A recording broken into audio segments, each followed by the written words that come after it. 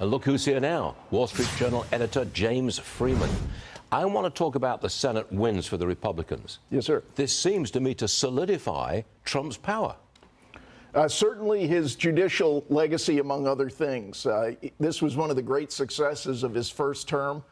It carried a political price when Trump added appointees who ended up deciding that they were going to interpret the law as written in the Constitution.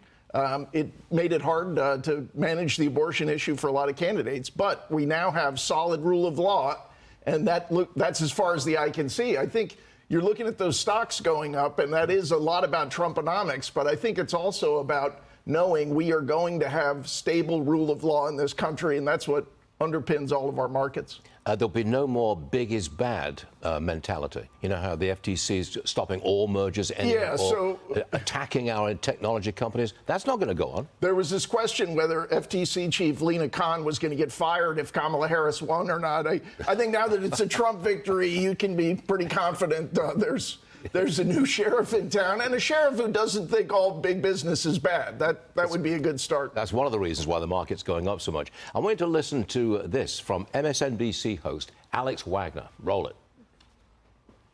I think when it's all said and done, what you're going to see is a huge divide over people who are college educated and not college educated. And if that is the case, what is different is that you could be seeing a realignment about the base of each party. And there are warning signs for everybody here. But if the working class, non-college educated voter is now increasingly a Republican voter, Democrats have to rethink the way in which they sell their policies that absolutely benefit working class Americans, and in a targeted fashion. Oh, don't they realize what we're doing for them? I thought she was on her way to a real point there, and maybe some almost got there. Self-reflection. But of course, when people lose in politics, the easiest thing to say is, just got to work on the marketing.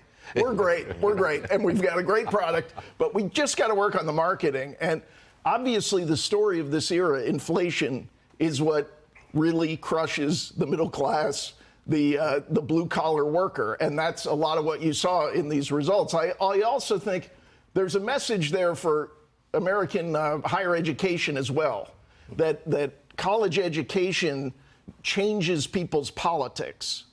That really shouldn't be the point of higher education. Now, I don't expect a whole lot of reform there either, and I think the MSNBC crew is probably going to have a lot of difficult, anxious, sad days before they come to terms with it. But I think on the Democratic side, there are those in that party, you don't hear a lot from them, who are saying, let's move it back toward the center, let's forget all the identity politics, insanity, and we'll see if that discussion turns out better for America over the next few months. And we shall find out. All right, James, thanks very much indeed. Thanks, Stuart.